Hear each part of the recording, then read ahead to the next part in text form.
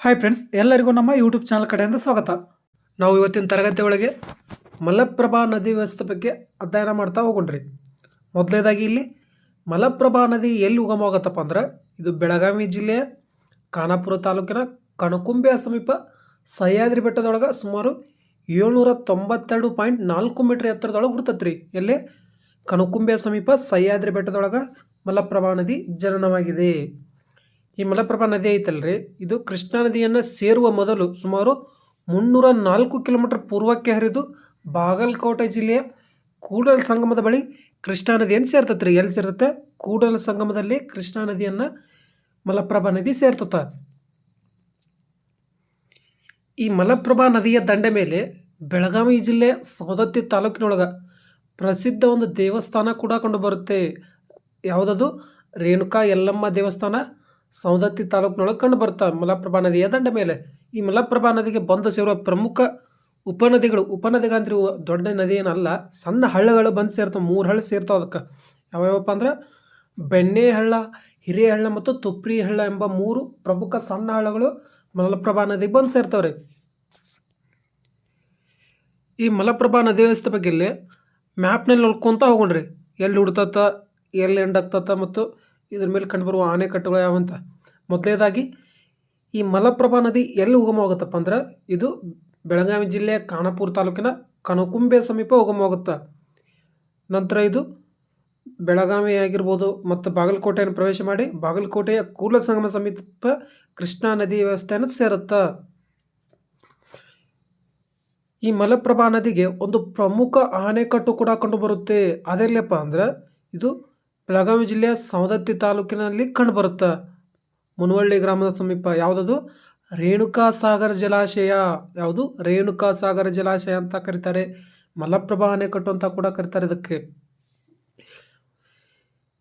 ಈ ಮಲಪ್ರಭಾ ನದಿಯ ದಂಡೆ ಮೇಲೆ ಕಂಡುಬರುವ ಪ್ರಮುಖ ಪ್ರೇಕ್ಷಣೀಯ ಸ್ಥಳಗಳು ಯಾವಪ್ಪ ಅಂದ್ರೆ ಕಿತ್ತೂರು ಕಂಡುಬರುತ್ತೆ, ಪಟ್ಟದಕಲ್ಲು ಕಂಡುಬರುತ್ತೆ, ಐಹೊಳೆ ಕಂಡುಬರುತ್ತೆ ಮತ್ತು ಕೂಡಲ ಸಂಗಮ.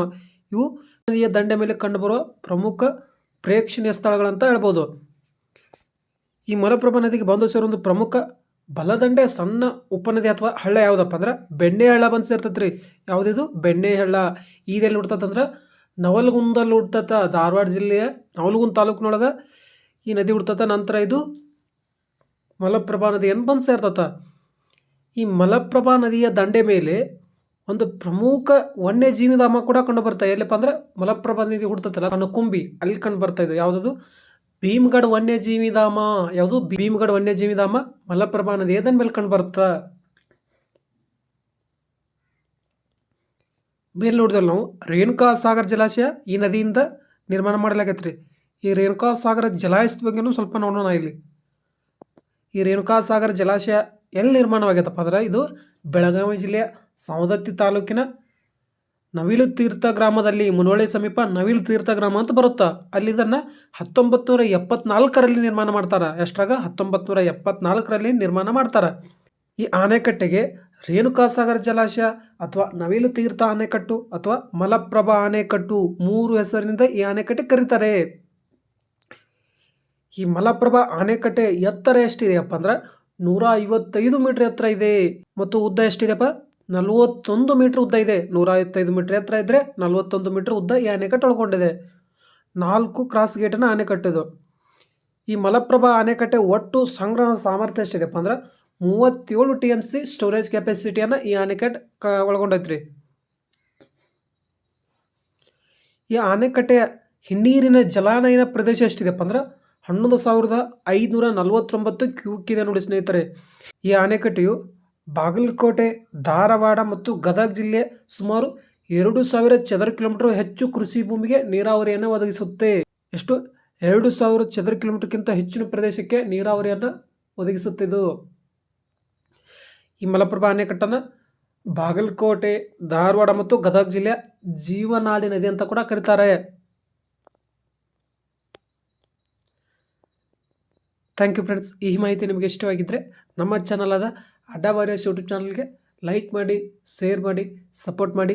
ಕೆಳಗಡೆ ಕಮೆಂಟ್ ಬಾಕ್ಸ್ ಒಳಗೆ ನಿಮ್ಮ ಅನಿಸಿಕೆಗಳನ್ನು ತಿಳಿಸಿ. ಈ ವಿಡಿಯೋದು ಏನಾದರೂ ನಿಮಗೆ PDF ಬೇಕಾಗಿತ್ತಪ್ಪ ಅಂದ್ರೆ ಈ ವಿಡಿಯೋದ ಕೆಳಗಡೆ ಡಿಸ್ಕ್ರಿಪ್ಷನ್ ಬಾಕ್ಸ್ ಕೆಳಗೆ ನಮ್ಮ ಟೆಲಿಗ್ರಾಮ್ ಚಾನಲ್ ಲಿಂಕ್ ಶೇರ್ ಮಾಡಿರ್ತೀನಿ. ಅದಕ್ಕೆ ಜಾಯ್ನ್ ಆಗಿ ಪ್ರತಿಯೊಂದು ವಿಡಿಯೋದ PDF ನೀವು ಅಲ್ಲಿ ಪಡೆದುಕೊಳ್ಬೋದು. Once again thank you.